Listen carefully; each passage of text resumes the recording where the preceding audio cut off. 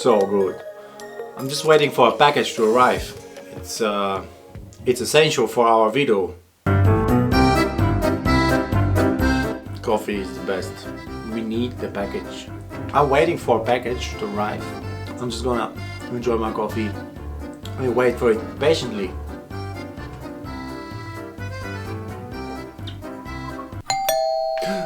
There it is. I got it. I got it. I got it.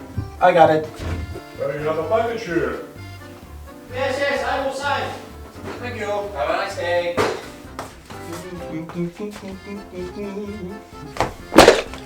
The package has arrived.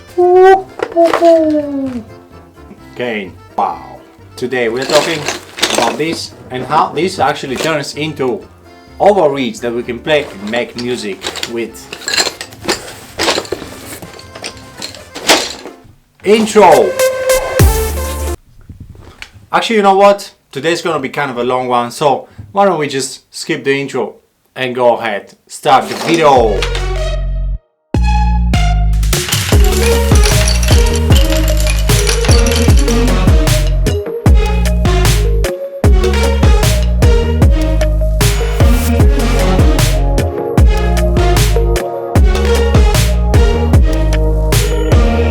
Hello everybody, welcome to my channel Beyond Oboe. This is Marin, and as the title of the video suggests, we're going to be talking about gouging oboe cane. This video is going to be the first one from series of videos that I will be releasing about reed making on the oboe. So if you're interested in that, make sure you stick around. So let's talk about the cane first of all. Let's go at the very beginning of the process of making reeds. The cane grows in various countries around the world, mostly in south of France. That's the most common place to get cane, but you can get cane from Argentina, Italy, Spain, Turkey. A friend of mine even is growing cane in Bulgaria. If you're watching, you know who you are. Keep up the good work. A cane that is ready to use should be at least 2 years old. Mine is about 4 or 5. I have had also older cane, but this one is perfect right now. It's approximately 4 or 5 years old. So let's now discuss the advantages. What are the advantages of processing your own cane, you might ask? Well, the first advantage is that it's cheaper. On the long run, it's cheaper. Yes, you have to buy machines, but on the long run it's going to save you money. That's the first one. It leads us to the second one. The second one is actually having the control to select the cane that you want to process, and that's something that you don't get when you have a processed cane. The third reason is the cane that is in tubes lives longer. You can have cane on tube cane laying around for years. It's gonna be still fine. I find that processed cane just loses its vibrancy, its vibrations, gets harder with time. So that's something also to bear in mind. Advantage number 4 is that you have a consistent gouge. The gouge is something that's crucial for your end result with reeds, and if you get cane from different sources that's already processed, you might find that your end results will be different, and that's because of the gouge. And today we're going to explain what the different gouging ways, machines do to the end result, and what kind of gouging machine you should get. Here we have some shiny things. What is that? What are we doing here? What is it? And this? Well, that's a gouging machine, and that's the pre-gouger. The pre-gouger is optional, but we'll discuss why it's so important to have a pre-gouger. There are other styles of pre-gougers out there. I think I love this one. It's the best one. I just want to mention that my gouging machine and my pre-gouger are by a company called Reeds and Stuff. It's a German company. It's very good. I can highly recommend it. So let's talk about some diameters. Hang on a second. How do you pronounce diameter? Diameter. Diameter. Thank you. Diameter. When you get cane, you've probably seen that it comes into 3 diameter groups for oboe.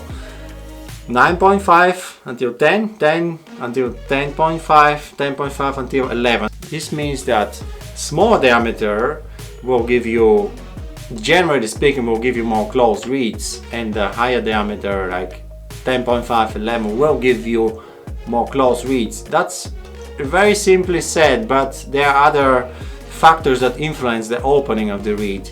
Sometimes it's also the sound, the way reed sounds actually, because there are other, like shape, the way you tie on, are also very important things. We will get to these later in later videos that influence the opening. But what I find is that different diameters influence how the reed would ultimately sound.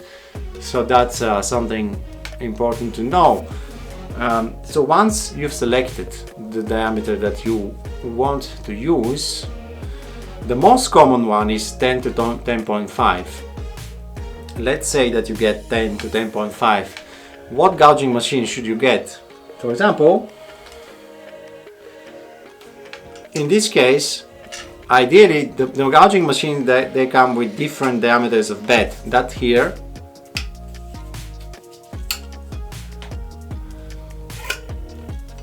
this here is the bed,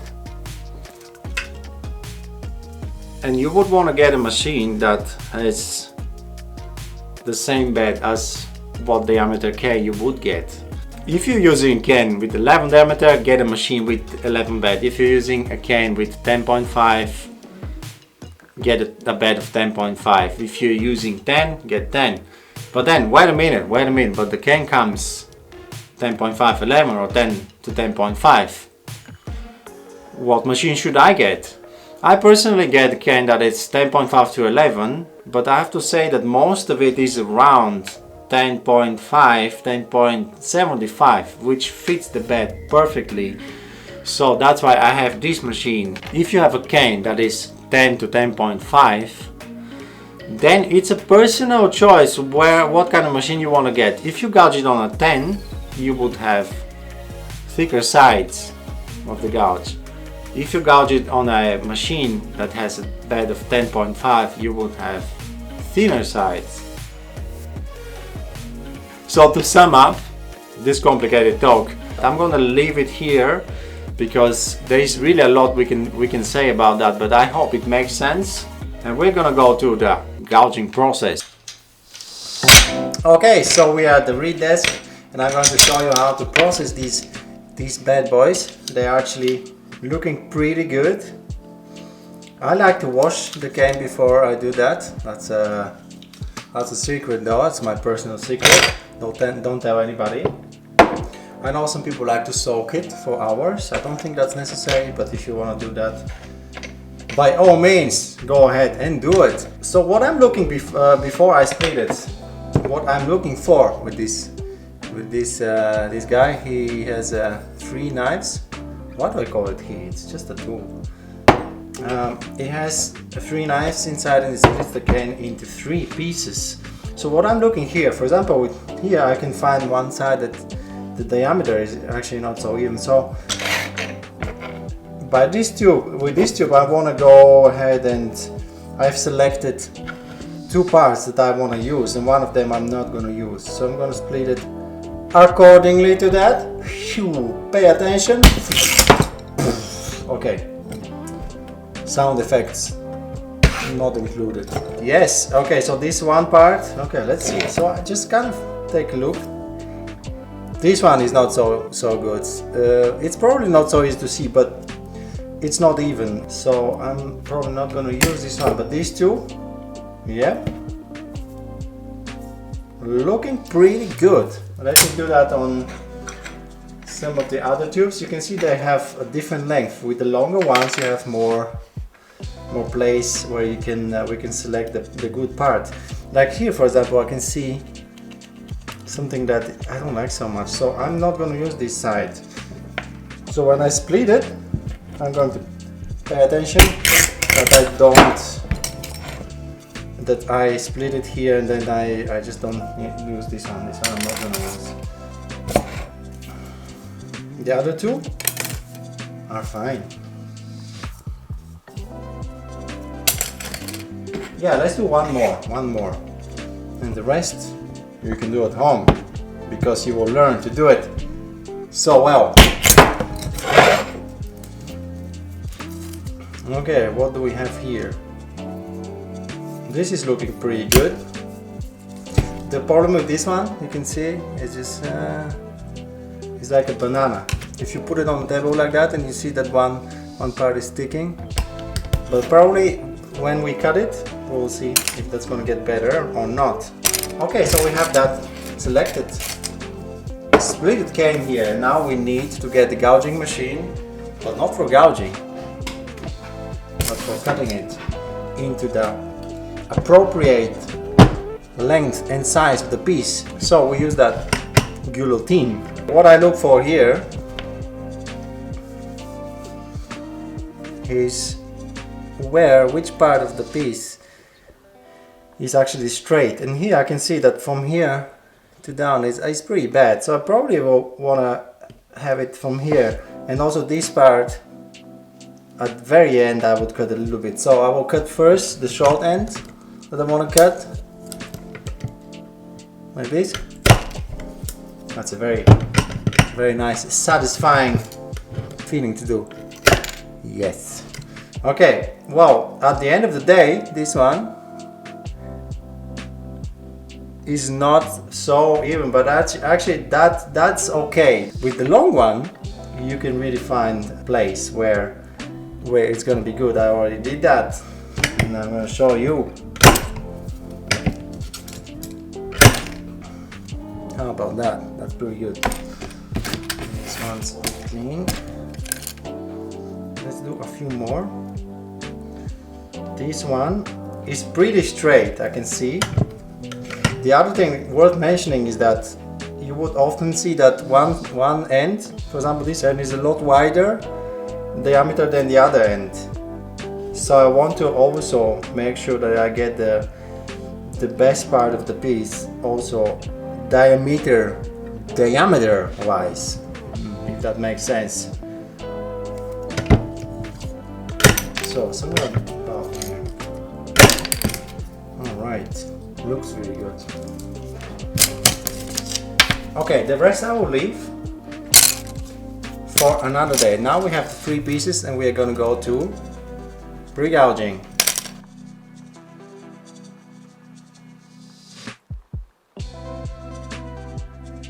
This machine has 2 knives here, and it gets your cane from this state to a pre-gouge state, like this one I have here, very easily, because it's only then 1 millimeter thick, which has a lot of advantages. We'll discuss that in a minute. Let me show you how it works. So put this piece here. Make sure it has a good contact with the bed. This here is called the bed. And you see it comes out nicely. You put the other one. It's fun, really nice to do that. Saves you so much time. Alright, what I like to do is use already pre-gouged one to push the other one. So now we have, it's all becoming a big mess here. That's normal. So we have the pre-gouged pieces here. You see how easy it is. This is a fantastic machine. Highly recommend it.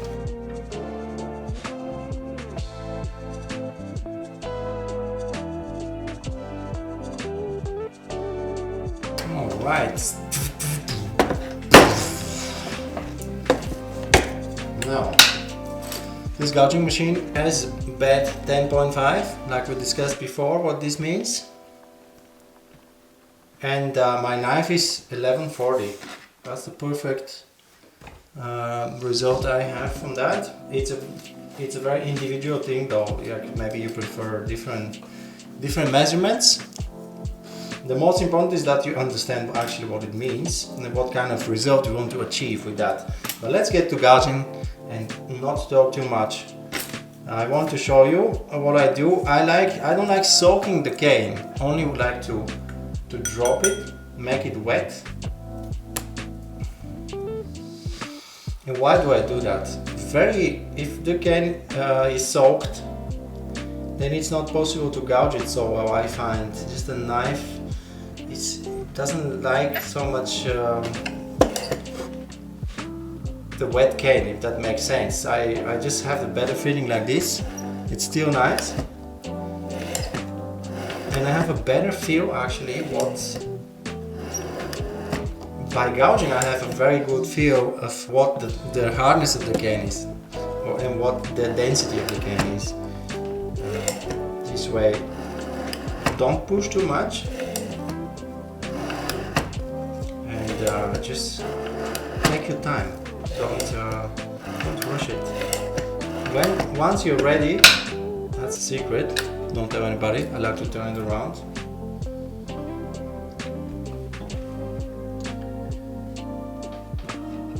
And just do another without pushing.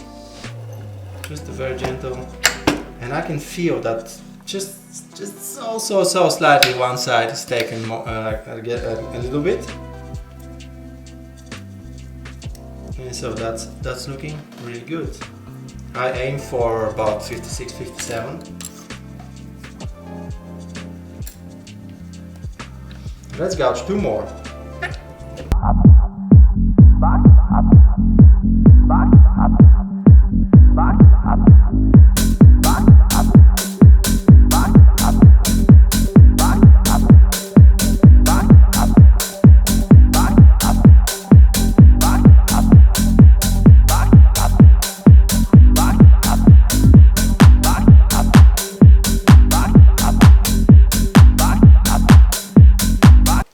Alright, that was the gouging process, and we'll continue with shaping in one of my next videos.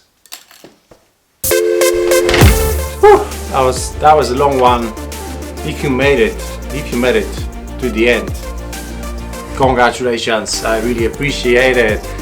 So I hope you learned something from this video. Let me know in the comments below if you have any questions, and I'm already looking forward to seeing you in the next one.